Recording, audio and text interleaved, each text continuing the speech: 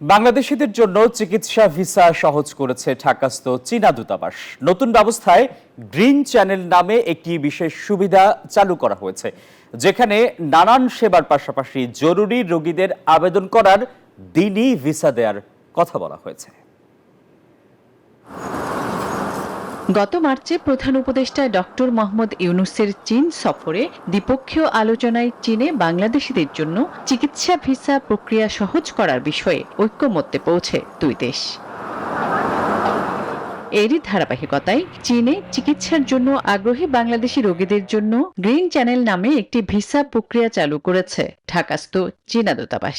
দূতাবাসের ওয়েবসাইটে এক বিজ্ঞপ্তিতে এমন তথ্য জানানো হয়। দাবি করা হয়, এই চুক্তি বাংলাদেশ ও চীনের মধ্যে স্বাস্থ্য খাতে সহযোগিতা বৃদ্ধির অংশ হিসেবে করা হয়েছে। বান্ডেল থাকলে প্রতি সেনমানিতে টাকা বাঁচবে।